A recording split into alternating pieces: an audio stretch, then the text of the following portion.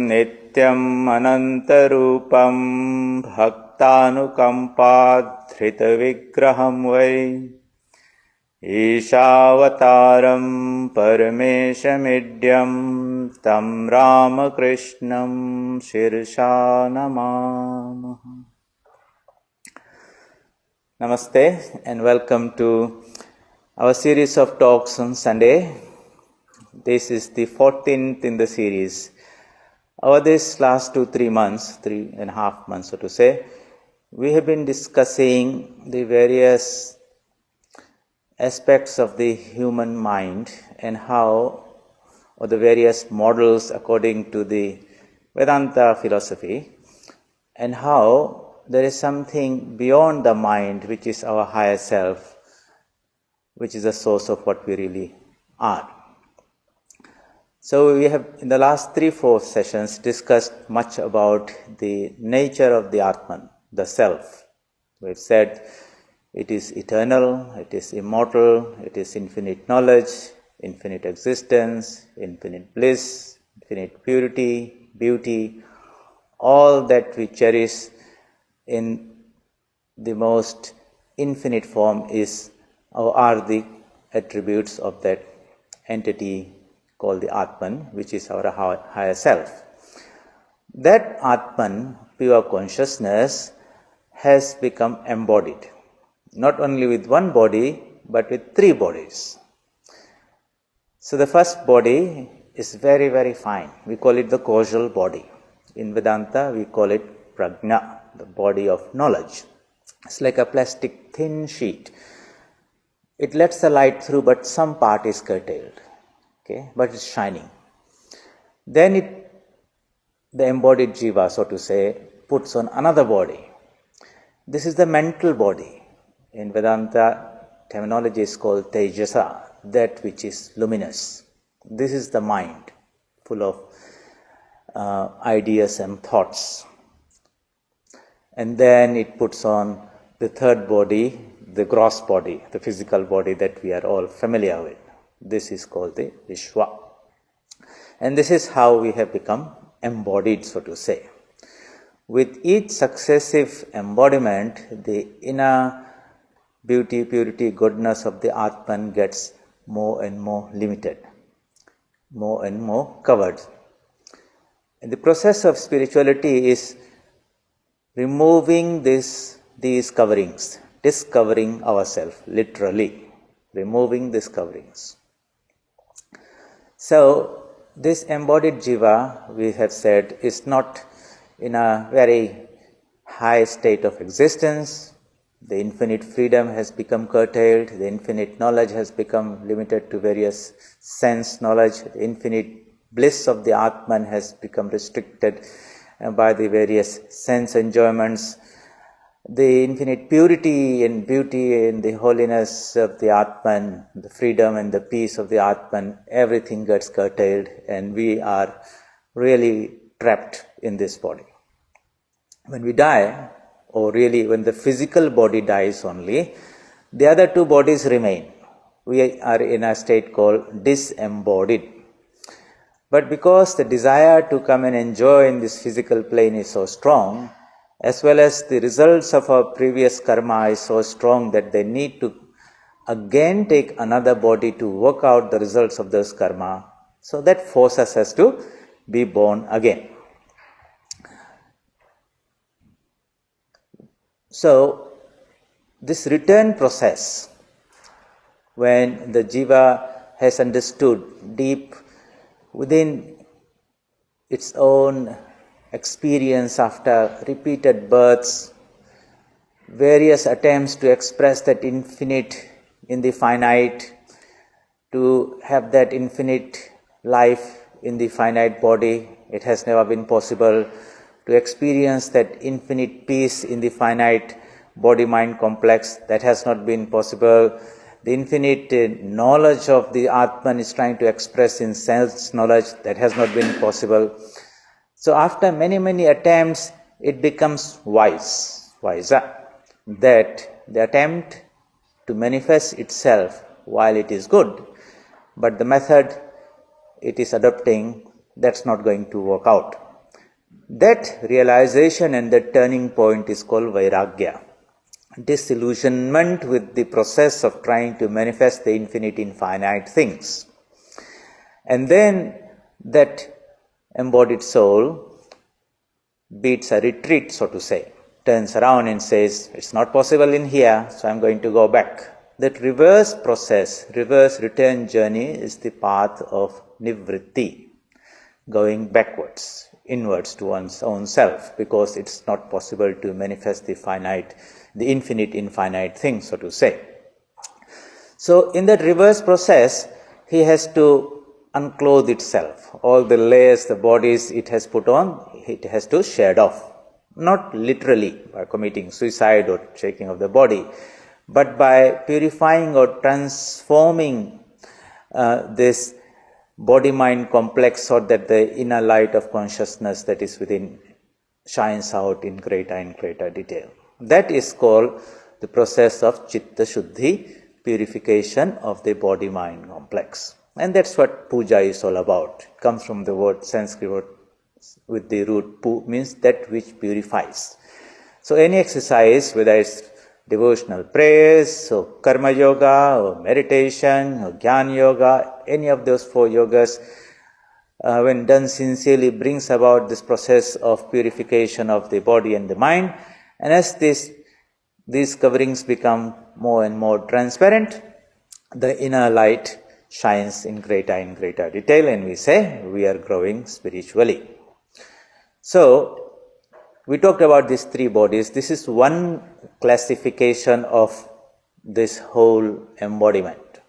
There is another one we discussed last time also that talks about the Panchakoshas, the 5 sheaths. Just like an onion has got layer upon layer upon layer, the outermost ones are most gross and the inner ones are subtle.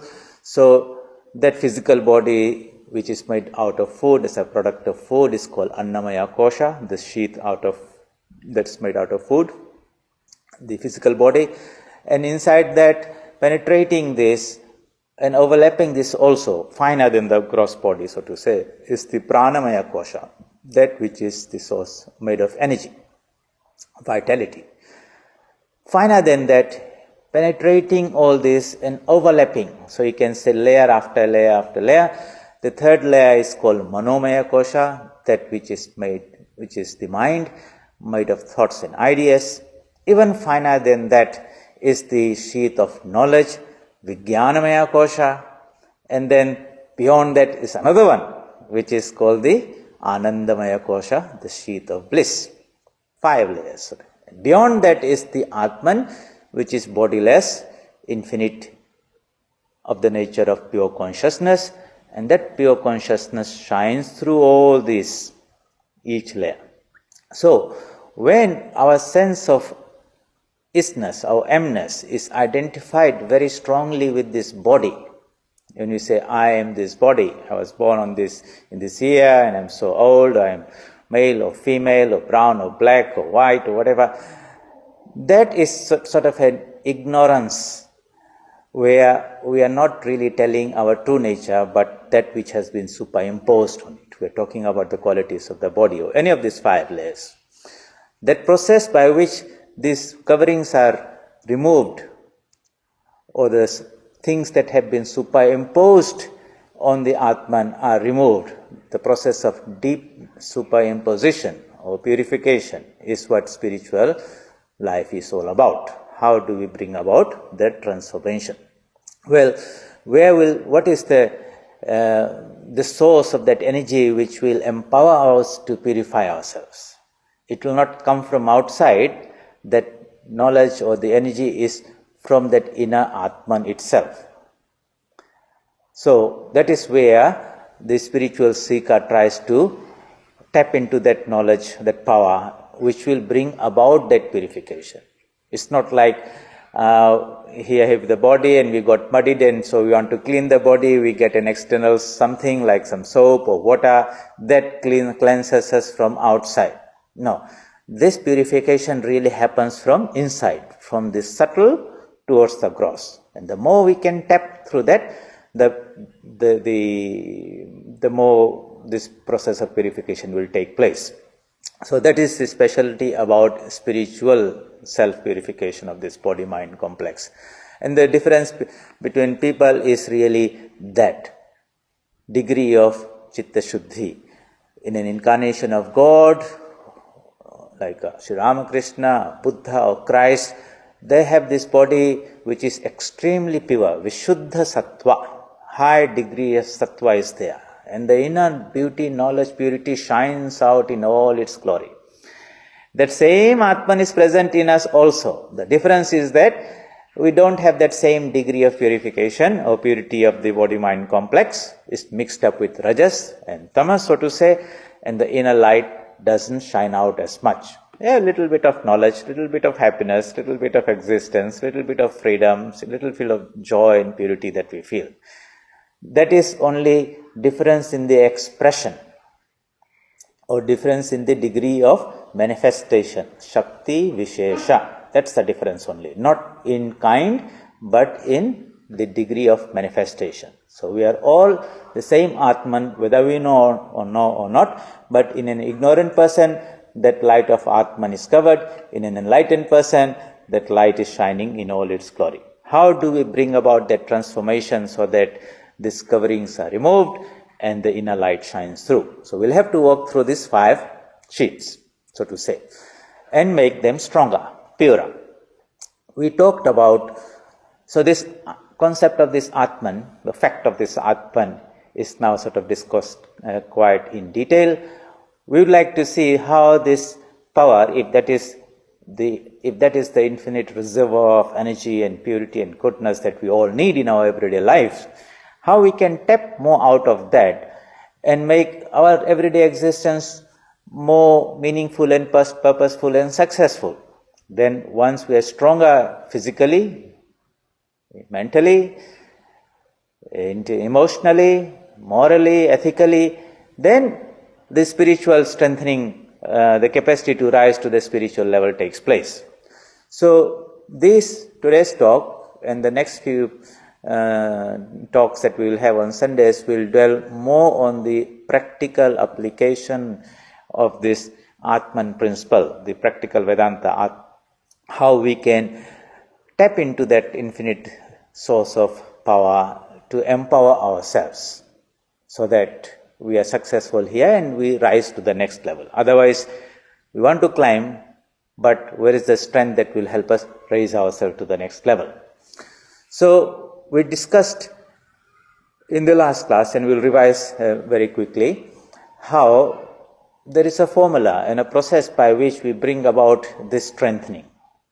Okay, so we say, let us say there are these 5 levels or 5 dimensions of our being: the physical being, the emotional being, the intellectual being, the moral and ethical being, and the spiritual being.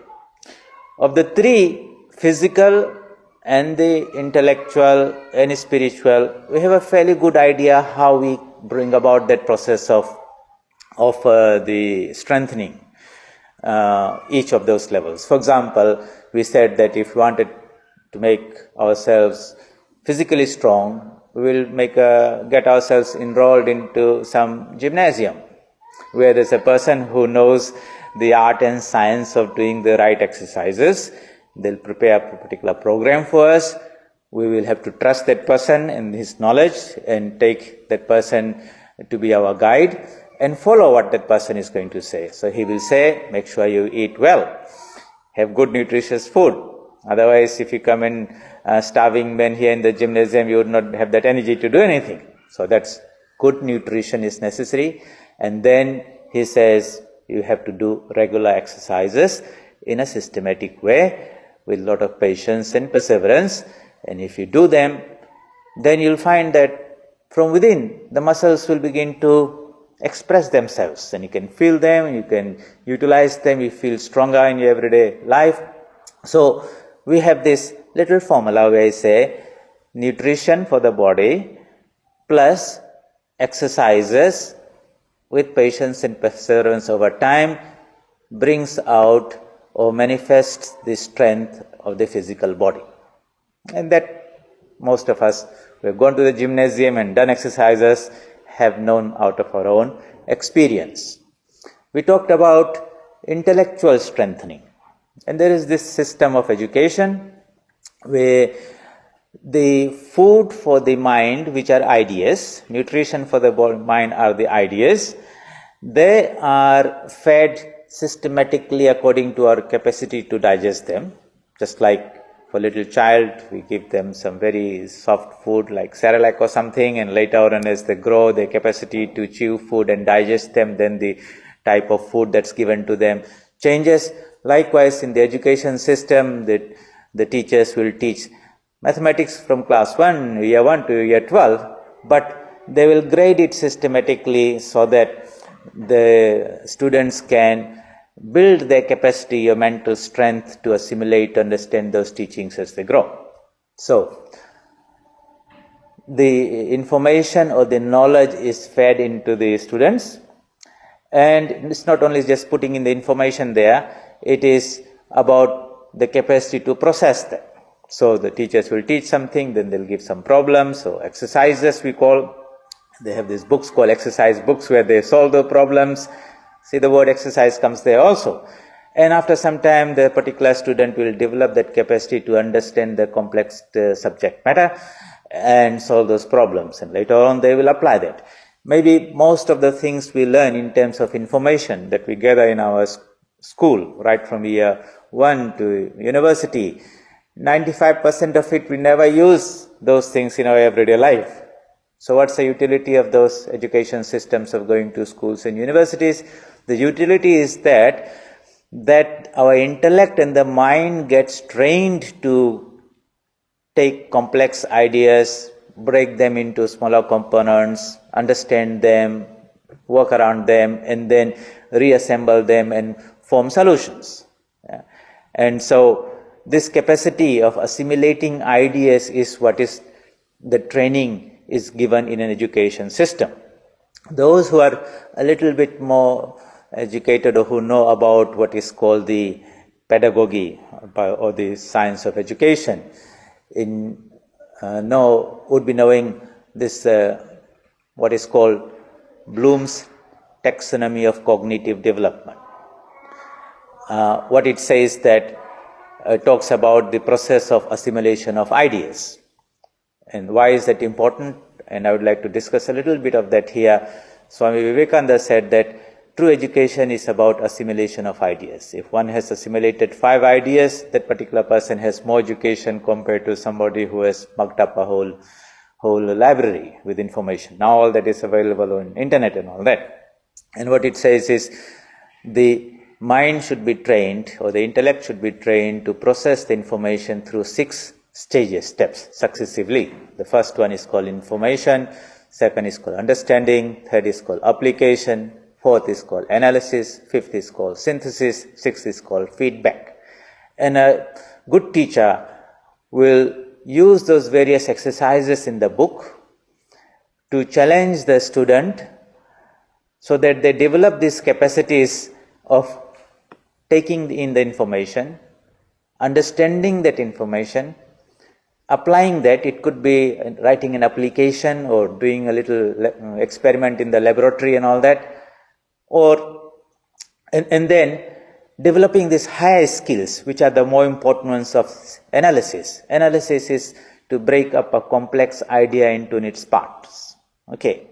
And synthesis is the reverse of it, those parts to be recomposed into the whole again.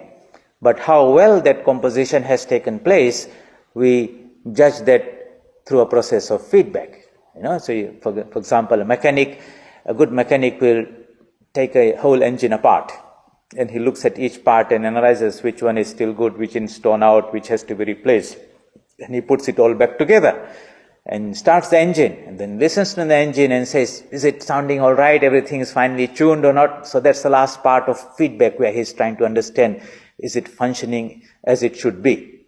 Now, these 3 stages of analysis, synthesis, and feedback is not really mostly taught in a very systematic way in our education system. A good teacher, a good education system should do that. So here we have got this to make ourselves intellectually strong, a very strong intellect which will take a very complicated situation, problem that is there, and not panic. It knows the art of breaking it into smaller components, just like we take food, but we chew it, we go through the process of digestion, and it break it by putting chemicals and enzymes and all that. It comes down to amino acids and sugars and salts and vitamins and all that. Then the body absorbs it into the bloodstream, and there it does what is called a synthesis process. Assimilation is there, where it composes the human muscle and tissue and bones and hair and all those type of things. How that which was in plant, nutrients, is taken into the body, the essential parts, and made into a body tissue. That is synthesis. And if it is burnt into in the mitochondria of the cell and releases energy, then we have made good use of that whole process of eating. So likewise, ideas are food for the mind. If we can take those ideas, information, understand them, apply them, analyze them, break into parts, synthesize them, make it into our own knowledge, skills or skill sets, and then use them to solve our everyday problems, then that whole process of education is there. We'll come back to another definition of education, very interestingly, afterwards, where Swami Vivekananda gives two definitions of education. One, he says, education is the manifestation of perfection already in men. And the second one, he says, the training by which the current and expression of the will is controlled and made fruitful is called education. A very deep but very meaningful definition. But let's jump over this to the third level, or the final level, the spiritual dimension of our being, how that too over the time has been developed into a very systematic process by which we strengthen ourselves spiritually. So at that level, what do we have? We have the food for the soul, so to say, which are spiritual ideas. The Paravidya, realizations of saints and sages who have transformed their mind, purified their mind, and they could access those subtler dimensions of reality, and then they reported that back through various recordings in the scriptures, so through imageries and stories and fables and parables and all that, so that we get a glimpse of something there, and then we aspire to also have that experience ourselves. So those teachings form our scriptures, the Upanishads, the Bhagavad Gita, the Bible, the Quran, the Tripitakas. These are the food for the soul, so to say, which we gather through reading or satsang or spiritual discourses. But that exercises also have to be done in the spiritual level also. So the spiritual disciplines of karma yoga, or bhakti yoga, puja and all that, meditation, japa, repetition of the mantra, these are the exercises by which we strengthen ourselves or strengthen our spiritual dimension of our being, so to say. We said that the other two dimensions that are there are very important, the moral and the ethical aspect of our being, as well as the emotional aspect of our being. And most people would agree that really there is no systematic process of training in our society, in our education system, where one becomes stronger, so to say, emotionally. There might be some ideas and value education and guidelines in the scriptures about moral and value education, but just having the information about them is one thing, but assimilating those ideas and putting them into practice is another thing. Do we have an equivalent system of education for emotional growth and development just as we have for the intellectual growth? Most people will say, no, there is no such training. And that is probably one of the reasons why we are sometimes very, very emotionally weak. Small things upset us and we do not know how to manage ourselves and those emotions and come to grief because of that lack of training. We'll come back to that, but what I would like you to keep in mind is this one little formula we have here, that to strengthen a particular dimension of our being, we have to nourish that particular dimension. Nutrition of, so to say, has to be there. And then we have to exercise those particular dimension of our being. And then through that combined process over time, sustained over time, that particular dimension of our personality being becomes stronger to manage and handle and be insulated from the external changes that's happening in our environment. That means we are protected and strong and not get infected by the environment, the changes in the environment. But let us, before I go into that, I would like to talk about this intellectual strengthening process, because the current education system is more about gathering so much information, putting in together. That process of really processing that is not there. And we have got an abundance and bombardment of information that is coming through so many sources, through internet and everywhere. People are not really given that training by which they can process that into knowledge, and how that knowledge and experience can be processed into wisdom. So we've got a lot of information, but we probably don't know so much. We're not so wise, so to say. That training is not given there. So Swamiji says, education is the manifestation. That means something is already there, we have to bring it out. Okay, so knowledge is not in the books, it's not in the teachers. The books and the teachers help us bring something out within us. Our minds are not an empty bucket which we can fill with water, but it's like a spring. And some stones and rocks are blocking the flow of the water outside. The task of the teacher is to remove those blockages and the water gushes out. That is how we can understand that. If something can ignite that and bring about that expression. So it's a manifestation of perfection already in man. It's already there. It's not that it has to be brought from outside, but it is not manifested fully. The process of education removes those coverings, and the light of knowledge, that is the nature of the Atman, shines more and more and more. If our teachers and education planners and curriculum designers understood this principle and incorporated into the principles of philosophy of education, then the approach of the education and the teachers would be so much different than just putting so many information into the heads of the children and ask them to reproduce during an examination, and then we pass them and say, yes, you know. Really, that is not how education is about in the Vedantic sense. But Swami Vivekananda gives another beautiful definition, and I would like you to a more practical definition. He says, the training by which the current and expression of the will is brought under control and made fruitful is education, equals to education. So let's explore this particular statement in a little bit more detail.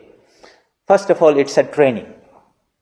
And training means doing something repeatedly, just like a football, you get rugby training, football training, anything, you do it once or twice until every time you do something through an action, it leaves an impression in the mind. It's called the Samskaras. So, that which is an action consciously done, for example, in the beginning you are learning to do some typewriting or driving. Okay, so on the first day you sit in the car, you are very alert, holding on the steering wheel and the gear, and all your eyes and ears are wide open, and you are totally focused on that process of driving. But if you keep on doing that again and again, part of that becomes sort of impressed into the mind, and it goes into the subconscious level, and 1 year down the line when you're driving, you're not all that alert and stiff and alert. We are having a nice conversation, talking and this and that, but the driving is going so nicely and smoothly. That has become part of our nature, into the habit system. How did it happen? We kept on doing it again and again and again until it became our nature, so to say, became part of our character, so to say. So every thought, word or deed leaves an impression. And if we do something in a repeated way, every new addition of the impression strengthens that until it becomes our character or nature. That means our mind naturally flows into these new ruts that have been created into the in the chitta or the mind stuff, so to say. And it becomes very much automatic, so to say, almost involuntary. We are just doing it very, very naturally and spontaneously, whether it's dancing or playing football or anything. By repeatedly doing something, we develop our mind, and our body system tunes itself to do it almost unconsciously. So it's a form of training. That means we have to do. Remind, it's about the exercises in the gymnasium. Here's this training part of it. Actually, the word education comes out of the word, of a Latin word educatus, which means to train or to bring out. That's a root word, a source of the word education. So the training by which, so it's a means to an end, by which the current and expression of the will is brought under control and made fruitful. This is very interesting. There's a new idea has been introduced, the will of man. So what is this will? Of course, if you want to, we use this very much in our everyday English. You say, I will do this, I will get up, I will eat food, I will do this. There's a will is there. It is like a little force or direction to the energy that is within us. So the human body and the mind is a bundle of energy, but that energy is trying to seek an expression. And the direction in which it will engage, the arrow is that will, so to say. So you say, I will do this. That is the line of action, my thought process or my physical activities there. So if we think about our everyday life, from the moment we get up to the time we go to sleep, whether we speak or not consciously, whether talking to ourselves or telling to somebody else, there is this little sentence we construct, I will do this now, I will do this now, I will do this now. Throughout the day, I am doing little things, I will do this, and some of them you work out, most of them you work out, some of them you might change your mind, but I will do this. Now, in the definition, the training by which the current and expression of will. So let's expand that idea of what is a current of will, so to say. When we talk about an electric current or a water current, it means electrons flowing one after the other in the same direction. There are electrons in a piece of metal, but if they're in a sea, a sea of electrons, as they say in a metal, if you apply a potential difference, then that potential difference forces the electrons to flow from a higher potential to a lower potential.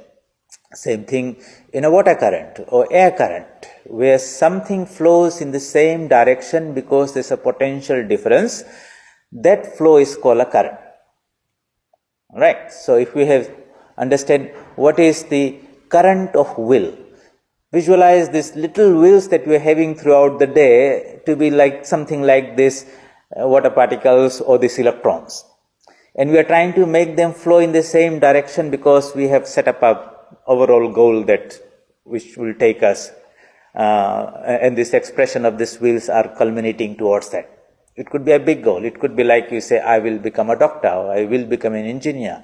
Then that we have to hold on to that will for a period of 5 or 6 years. In between we will do so many things, but the underlying current is that all my thoughts, words and deeds, I'm going to the university, I'm doing all these practicals and writing examinations, is directed to that one goal of I will become a doctor. So it could be a very sustained thing, or it could be just simple thing like, I'm going to have a lunch, or that could be a very short period. Yet it is again that will. So there's a current of will. And because it is a work, an activity, energy is flowing, it will have a result. And that result is the expression, the outcome of that. So at the end of the day, did you reach that goal that was set for in your initial sankalpa or the initial idea? Ichha Shakti is called. So here we have we are exploring the various parts of this definition of education Swamiji has given. He says it's a form of training. What will do that training do? It will set up a current of will. It will train us so that we can maintain that current, so that when some obstacles come, some resistance comes, some difficulty comes, then the electrons are not say, I'm not going to go through. They will still go through. They might hit the piece of metal. Just like in a metal, there's resistance to the flow of electrons. In a pipe, there's resistance to the flow of water. But if the force behind is strong, the potential difference is strong enough, then the electrons will flow in spite of the resistance and cross. And maybe that's the whole purpose of it, so that it generates the heat, and that's what happens in a electric filament of a light bulb. You want that heat that glows, that it comes out as light. So, the training by which the current and expression of will is brought under control. So, it can be a current, but without any control. Okay, so a chain reaction can happen, just like in a atomic reaction in an atom bomb or nuclear reaction. One atom splits up and then it triggers the next one. But if it's an uncontrolled one, then it becomes an atomic bomb. But when it is controlled, then it is utilized in a nuclear power station, and you are controlling that energy. That energy then heats steam into water, water into steam, high pressure steam, and that turns a turbine, and electrical energy is generated, and that's what happens in a nuclear power station. So it's a very controlled reaction, so to say. That's what happens in a nuclear power station. Likewise, this will of man that we have, if it's nice and controlled and kept targeted to the outcome that we want, whatever we want to achieve, then it becomes fruitful. But if it is not controlled, that means today I say I'm going to do this, and I do that for a while, and some little bit of difficulties come, or something else attracts my attention, and then I drop that and say I will do that. And like this, it doesn't form a current of will. It doesn't become fruitful. All that energy becomes dissipated, so to say. So, Swami Vivekananda says, real education is that training by which this current and expression of will in all of us, because we all are living beings, and every moment we say, I will do this, I will do that type of thing. If that can be all aligned to one ultimate goal, so to say, in life. It can be short-term goals, like 1 hour something I want to do, or this week I'm going to do something, or over a period of 5 years I'm going to do something, or it could be a lifelong goal, like I want to realize the truth. And it's just not something that's done overnight, but it's a long journey. Yet every thought, word and deed is now oriented towards that goal. This is education in its broadest sense. Any education system that can train us to develop this capacity would have really given us that education which we can apply in our everyday life. Now, it doesn't have to be happening in a classroom with a teacher where we're all dressed up in school uniform. Life itself is a great education, field of education, where you find that there is always an opportunity to bring about the training, provided we are mindful that that is the purpose of every experience that we're having. Otherwise, as soon as some difficulties come, you're trying to do something and there's some obstacle, and then we want to step back and say there's a problem, how we can navigate around it, sidestep it, or get somebody else to do it, or run away from it. What happens is that we do not develop that strength because we have skipped that exercise. We need that exercise to develop that internal strength, because exercise brings out that strength. Otherwise, it's potentially there. That friction, going against the nature, is important. You see, the natural force of gravity pulls the weight down, but we utilize that to fight against the force of gravity, and that brings up the muscles in our biceps, so to say. In the gymnasium, we do that in a systematic way. We stimulate an environment. We try to give a wrong signal to the body that I need this strength by lifting so many pieces of weight, and the body says, okay, I must respond by developing more muscles, and suddenly you see after some time this muscles begins to bulge out. But do you need to go to the gymnasium to do that? Or you can become strong. Many people are there who are working in the farms and all that. They don't go to the gymnasium to make them strong. It's just the work, everyday work that they're doing. Itself forms the exercise for us. So in that sense, Swami Vivekananda says that this world is a gymnasium where we come to do exercises to make ourselves spiritually strong. And if we look at this whole life experience in this world in that light, then and the goal is to make ourselves strong. That is the real purpose, not that we are going to only have a nice time and be happy, because going to the gymnasium is not a very happy and pleasant experience. You get pretty painful at the end of the day. You are always trying to push, but we are not going there to have a nice, pleasant time. We are going there to sweat out and feel that pain and push ourselves a little bit more, because we are interested in the strength that's coming in or not. So if we had that approach and attitude towards the challenges that life will throw at us, then we'll find that everywhere and anywhere there's so many exercise machines are lying around there, so to say. And in that sense, you'll find that even for the moral and ethical strengthening of ourselves and the emotional strengthening of ourselves, there's plenty of exercises everywhere, provided we have our eyes open to identify those opportunities and turn them to our advantage. So when we have this understanding, it's going to be exercises, it's going to be a little painful, we should not run away from them, rather we should embrace them. In the beginning, it will be a little painful, but by the sheer effort of facing them and not running away from them, that power will awaken within us, and after some time, that which was painful in the beginning is no longer so painful anymore. Just like, the first time we went to the gymnasium, we lifted 10 kg weights 50 times or 30 times, and the body was all very sore. But you continue doing that, and after 1 month, you can lift that same weight and go through that same series of exercises, and you don't feel that pain because the strength has come in. We are interested in that strength. Strength is life. Weakness is death. When we are strong, then fear and everything goes away. When we are weak, then we are afraid of everything, whether it's the immunity against external bacteria or virus that can, make us sick, or it is the immunity and strength against the outside forces that can come from people that can unsettle us and, disturb us. It's all about strength and weakness. Swamiji says, if there is any sin, it is weakness. It's ignorance of our true nature.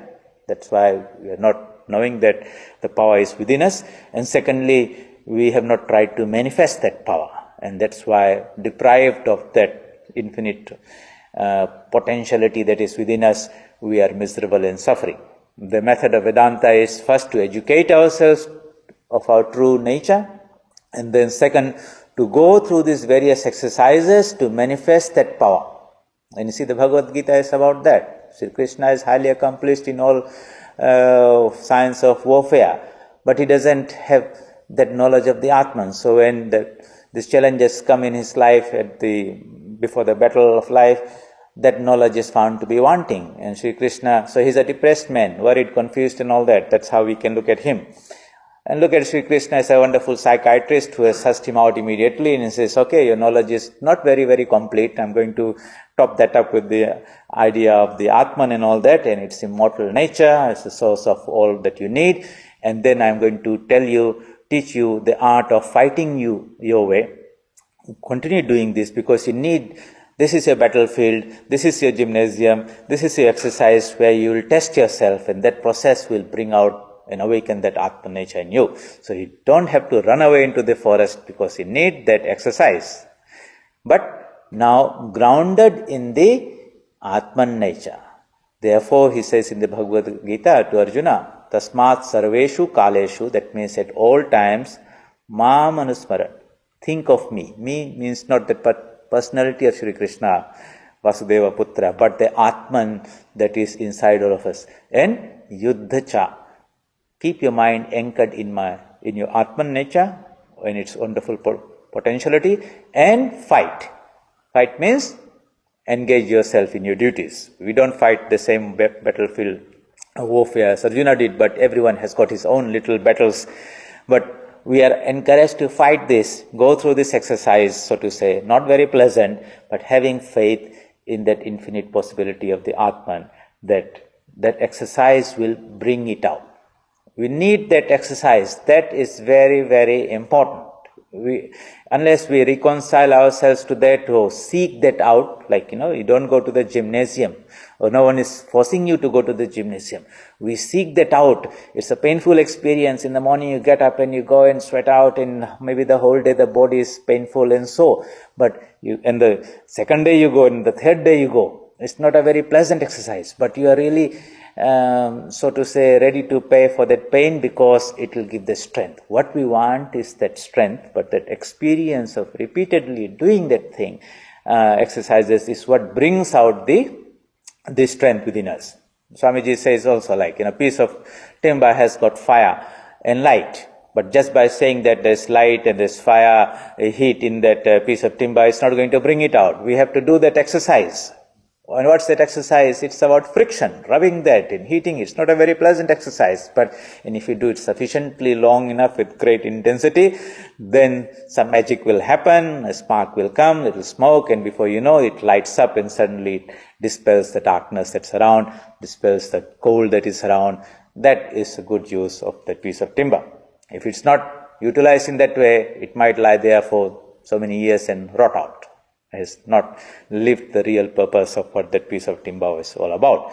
Likewise, human life is also like that. It's all about going through this exercise, igniting the fire, so to say, in us, manifesting that light of knowledge and strength and beauty and purity and goodness. And if we can do that, in the end of the day, that piece of timber will become converted into charcoal.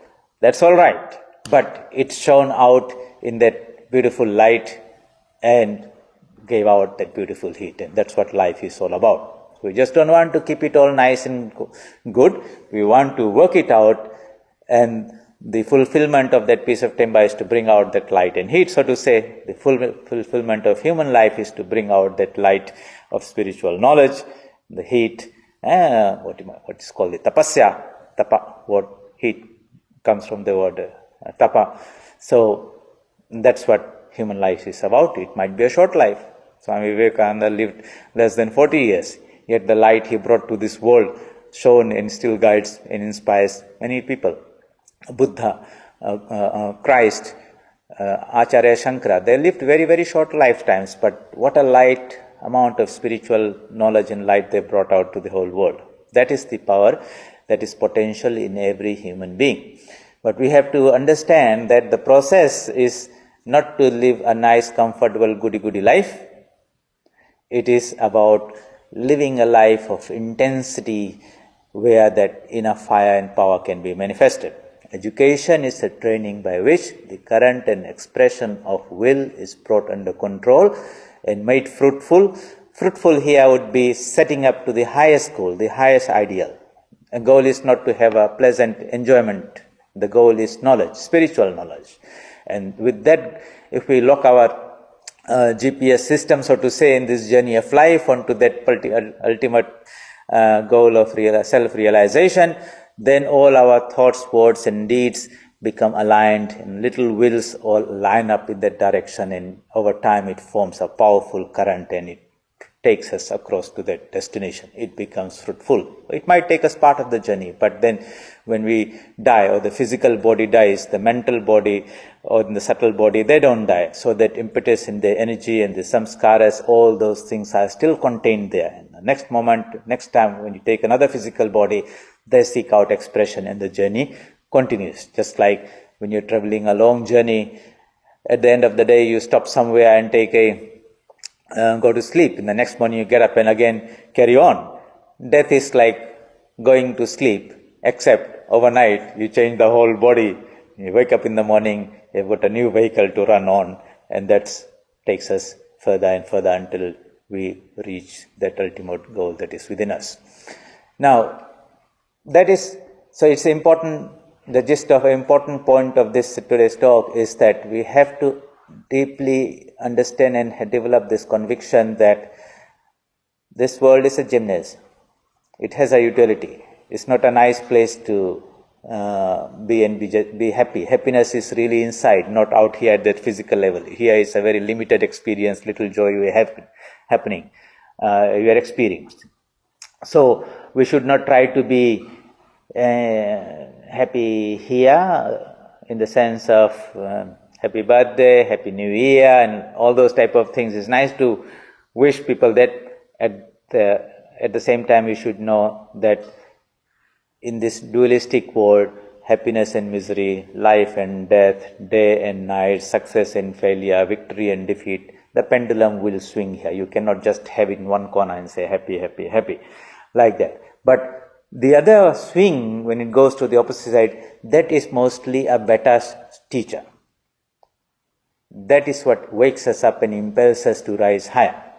And that is beautifully illustrated in one of the teachings in the Upanishads, where in the Mundaka Upanishad, there's this little story of two birds on a tree, Dva Suparana Sayuja Sakhaya. Those who have read the Upanishad would know this, but for others, so imagine there's this tree, and on this tree there is a bird sitting right on top, and there's another one on the lower branches. The one on the top is perfectly still, sitting quiet, content in its own blissful self, expressing, radiating that effulgence of light and contentment and all that. No activity is necessary, abiding in its own true nature somehow. The one that is in the lower branches is a very active bird. It is jumping here and there, and on the tree there are so many fruits there.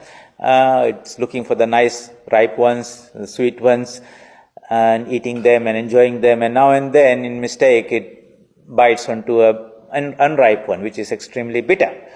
And when it bites that bitter fruit, then it suddenly gets a shock, and he looks up and he sees the other bird on top and says, wow, that one is so beautiful and joyful and peaceful, and it somehow becomes a little attracted and jumps one or two branches up, and then again it forgets about the bird on top and gets busy with eating these fruits around here. And again, once in a while, it will hit upon a very bitter fruit, and that bitter fruit will make it think and look up at the other bird, and again it will jump up one or two branches. In this, every time it eats a bitter fruit, a painful experience comes to the bird, it looks up and compares itself, its miserable state, to the blissful, joyful state of the bird on top. And attracted by that ideal, it makes a little effort to rise higher. And as it keeps coming closer and closer, ultimately it comes so close and it finds that it itself was only a shadow, a reflection of the bird on top. And by that time it is so close that it merges into the bird. Through this little story or analogy, the bird on top is the Paramatman, our higher self. The bird on the lower branches is the Jivatman, the embodied bird, the Jiva, which is ignorant of its true nature. It thinks I am different from that bird on top. And it also thinks that the purpose or the experience, desired experience, is to live at this level, enjoy the nice fruit, so to say. So we're always looking for happy and good experiences. But if life were so, if we only had those sweet fruits all the time, and we lived there and died there, so to say, and never made any attempt to rise and did not make any progress, then that, from the ultimate purpose of life point of view, that the purpose is to realize ourselves as one with the bird on top, or the Jivatma is one other with the Paramatman, then all these happy things, successful things, have really not been our blessing, because they have not led us to any higher spiritual growth or enlightenment. On the other hand, if one's life was challenging and difficult and we had a lot of bitter experiences, and each one of those bitter experiences forced us to rise a little higher, then these painful experiences, the bitter experiences, have been the great teachers, really. And they are the ones which have really been spiritually conducive to our spiritual growth. Having understood this, if we ask somebody, now which one would you prefer in life from now on, if that understanding is there, then a more enlightened person would say, okay, I'm not going to only seek for beautiful fruits in my life anymore. any happiness. I will welcome sufferings, the bitter fruit, so to say, when they come, knowing that they will wake this soul up and encourage us or push us a little higher. Disillusioned us from this world that happiness is here. Really, it's not there. It's the nature of the Atman, the bliss of the Atman really that shines through.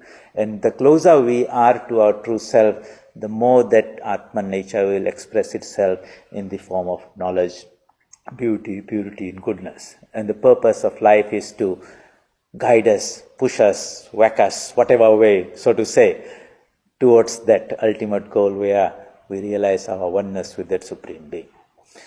So we'll come back to the same philosophy and theme when we talk about strengthening and empowering ourselves in the emotional development of emotional strength. So what are the emotions? I would like you to think a little bit about it before we discuss this in more in detail. We will discuss some principles here, the applications each one of us has to work out in our own situation, vocation, workplace, family. So the principles are that there is something called the intellect of man, which we associate with the head. There is something called the heart of a person, which is the seat of all emotions. In that there are some very noble, uplifting emotions like love and kindness and compassion and sacrifice and charity and giving and all that, which makes us feel good about ourselves and gives meaning and purpose to life. And then there are also these negative emotions like anger and hatred and jealousy and greed and lust, which sort of disempowers us and makes us feel small and miserable and all those things. So these two possibilities are there. Certain things drag us down, certain things can uplift us. And how we can have that strength to say no to this the disempowering sort of say emotions which covers the nature of the Atman and obstructs the flow of that bliss, so to say. And how we can promote and practice and exercise ourselves that this ennobling emotions of kindness, compassion, charity, and serving other people, sacrifice and all those things, they are put into practice, and that practice brings about that purification of the heart so that Atman nature shines through. That is why Swamiji says, if the whole Bible was lost, but only one sentence was remembered, mankind still will be saved. What was that sentence? Blessed are the pure in heart, for they shall see God. This purification of the heart, the purification of the mind, chitta shuddhi, whatever we call, that is the means by which the Atman nature will be discovered and man will realize his oneness or identity with the Supreme Being. How do we do this systematically? How would a parent who has brought a child into this world and understands that the duty is not only to give them food and some education, but sending them to some kindergarten or putting them in chair of some child care center, or sometimes send them out, have they discharged their duty as a parent? Or the duty is beyond giving some food and clothing and shelter, but giving that wonderful environment where these wonderful sentiments, the noble sentiments of kindness, compassion, charity, sacrifice, love, affection, and all those type of things will grow, and that child will feel that joy, and it becomes a habit, so that in life he doesn't think that, oh, I have to be kind. Kindliness becomes the very nature of that person. On the other hand, if that is not done, and that those channels are blocked, then the negative energy channels can open, and you'll find them they're very bitter and cynical and critical, and you have these negative emotions, and they do not know how to manage these things, anger and hatred and jealousy and greed, and you'll find there's so much of it in this world. Where did we fail? The child didn't have much say in the quality of education or training in this field in their life. The education system, the parents, people around in the early formative years, they were responsible for that.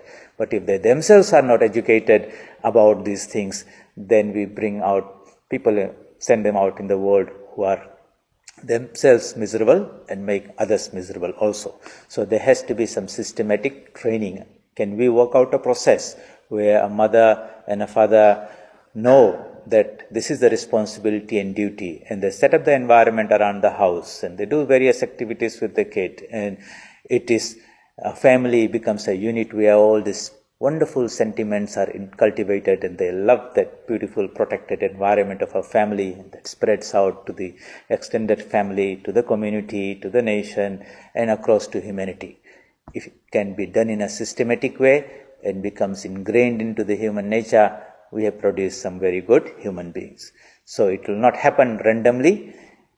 Now and then, yes, people bring good samskaras from the previous lifetime, but just like we have institutions through which systematic education is provided for the intellectual development of our intellect, likewise, we can design systems by which we can help ourselves. And when we say children, it doesn't mean child in age. We might be children in terms of spiritual age. We still require that type of training and education of our emotional or the heart, so to say. We will discuss this in next Sunday's class. In the meantime, I would like you to think about that, because you are all in different situations. In your own gymnasium, how are you going to put into practice? We'll be discussing some ideas where I will use a little bit of science and all that. So for those who are interested to go deeper into Vedanta and its application in a more scientific way, so to say, I have a book that I am reading and I would like to recommend this. It is by this author Isaac Bentov, B-E-N-T-O-V. It's called Stalking the Wild Pendulum on the Mechanics of Consciousness. We are talking about consciousness, we call it the Atman or the Self. How in a very scientific way we can understand or have some models and templates by which we can understand what is taught in very abstract spiritual language. These ideas can help us understand, have a very logical understanding of this concept of consciousness and how we can incorporate it in our everyday life. So you can buy them online, soft copies, or you can buy some paperback edition. It's worth reading. I'm reading it for the second time. So we'll see you next Sunday. Plus think on that equations, nutrition plus exercise is strength. We have talked about the physical level, the intellectual level, and the spiritual. We'll go deeper into the emotional development, emotional strengthening, by which this same formula of nutrition and exercise over time can bring about strengthening of the emotional dimension of our personality. Until then, keep safe. We'll meet you next Sunday. Om Asato Ma Satkamaya Tamaso Ma Jyotirgamaya Mrityorma Amritam Gamaya. Om Shanti Shanti Shanti. Hari Om Tat Sat. Shri Ramakrishna Arpanamastu.